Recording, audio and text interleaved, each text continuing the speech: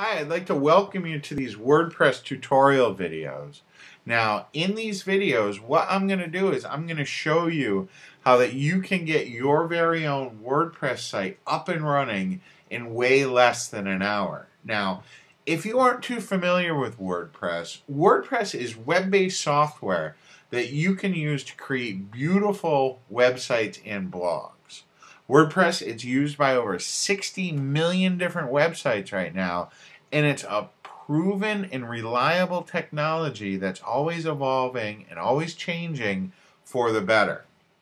Now, if you aren't real familiar with WordPress, it's very simple to use. There's lots of tutorial videos and written material out there to help you get going, but I think that these videos that I've created for you are really going to help you get off to a fast start. Now, before we get going, there are a couple of things that you're going to need. This is going to be a WordPress installation on your own domain. So the first thing that you're going to have to do is you're going to have to get yourself a domain if you don't already have a domain name yet. And you can go to GoDaddy.com or Namecheap.com to get yourself a domain name. And I use GoDaddy. I've used them for, probably about 8 years or so. I've never had a problem with them, and I like them very much. They have good prices. They're always running specials. And for me, anyway, they've been very reliable.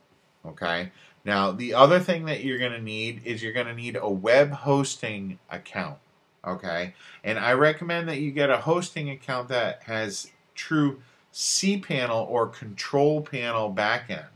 And that's very important. You're going to want to make sure that the hosting that you get has a control panel. And I use HostGator. This is another service that I've used for many different years. There are plenty of different hosting solutions that you can use, but you do want to make sure that you use one of the larger brands that's out there. Like I said, I like HostGator.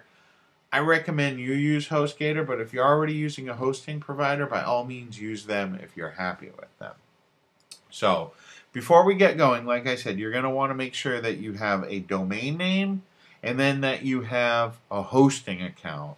And once you have all that, you're going to want to go to your cPanel, okay, your control panel, which is going to be your website, okay, /cPanel. And you can see that's where I am right here. So before we continue too far with these videos, I'd like to make sure that you go ahead, get yourself a domain name and get yourself hosting, and then come back to this page where I am right now, which is basically going to be your domain name /cPanel. And from there, I'll see you in the next video, and I'm going to show you how to get this installed and set up right away.